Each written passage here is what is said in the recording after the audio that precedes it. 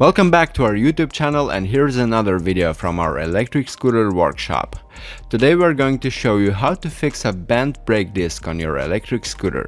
This problem is actually pretty common these days, so we will offer you a couple of solutions to that.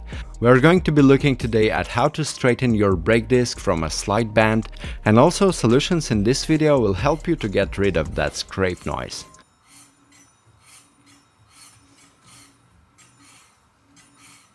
If it's bent over at 45 degrees from a massive crash, then it's obviously a game over.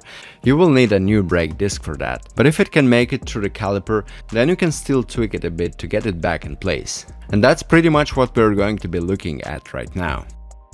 First, try to adjust your brake caliper.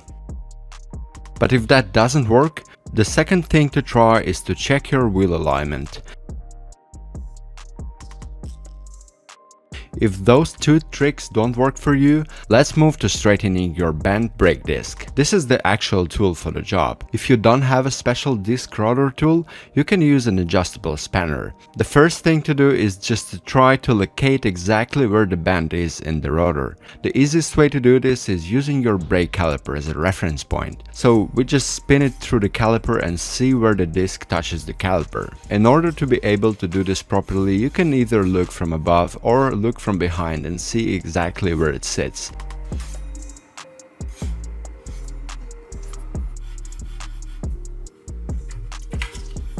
Once we have identified the part of the brake disc that has been affected by the bend, we're going to rotate it back out of the way of the caliper so we can start to work on bending it back into shape.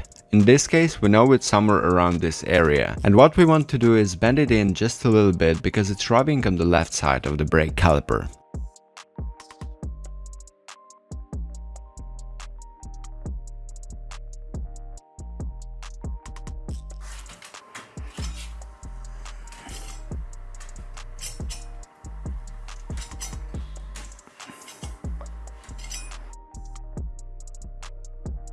So just continue tweaking and adjusting the brake disc. It's just a trial and error process, but it's worth the try. It can take a little bit of time and effort if it's quite a big bend in there, and your brake disc will never be as good as a new one, but as long as it will pass through the calipers without rubbing, you can go back to riding your electric scooter. Please let us know if this video was helpful, and don't forget to subscribe to our channel and stay tuned for more tips and tricks from Roadrunner scooters.